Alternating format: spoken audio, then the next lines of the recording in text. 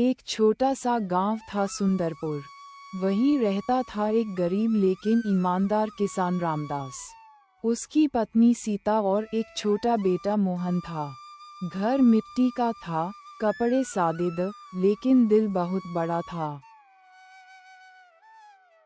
रामदास रोज सुबह 4 बजे उठकर खेत में मेहनत करता।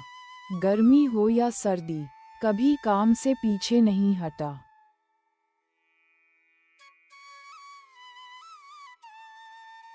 गांव के लोग उसी इज्जत देते थे, लेकिन गांव का सबसे अमीर आदमी लाला श्यामलाल उसी पसंद नहीं करता था, क्योंकि रामदास ईमानदार था और लाला चालाक।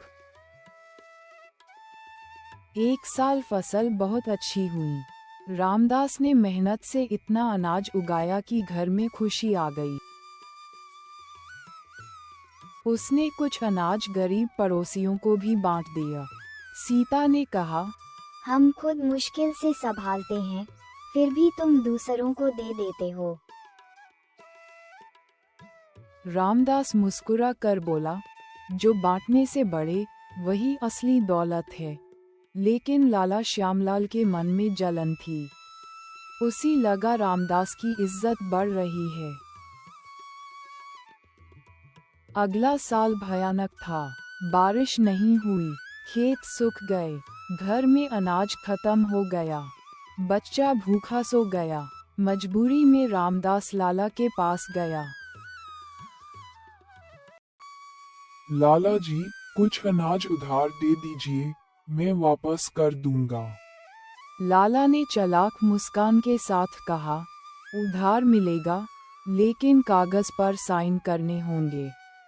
रामदास ने बिना पढ़े साइन कर दिया।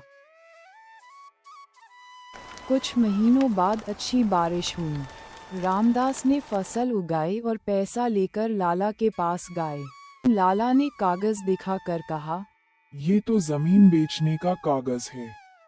अब जमीन मेरी है। रामदास के पैरों तले जमीन खिसक गई। उसने सिर्फ इतना कहा, भगवान सब देख रहे हैं। लाला ने उस जमीन पर एक बड़ी हवेली बनाना शुरू कर दी।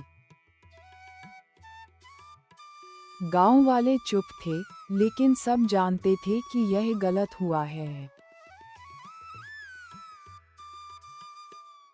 एक रात अचानक तेज आंधी और तूफान आया। बिजली सीधे लाला की नई हवेली पर गिर गई। दीवार टूट गई। लोग डरे हुए थे। किसी ने धीरे से कहा, ये किसी का हक मारने का फल है। कुछ दिनों बाद लाला अचानक बीमार पड़ गए। डॉक्टर ने कहा, दिल पर बोझ है, स्ट्रेस है। रात को लाला को नींद नहीं आती थी। उसे रामदास का चेहरा याद आता था। उसे अपनी गलती का एहसास होने लगा। एक दिन लाला ने रामदास को बुलाए। आंखों में आंसू लेकर बोले, मैं गलत था, मैंने तुम्हारा हक छीना, मुझे माफ कर दो। रामदास चुप रहा, फिर धीरे से बोला, इंसान गलती करता है, लेकिन सुधारना सबसे बड़ा काम है। लाला ने कागज फाड़ दिए, जमीन वापस कर दी। अगले साल रामदास की फसल इतनी अच्छी हुई कि पूरे गांव में उसका नाम हो गए।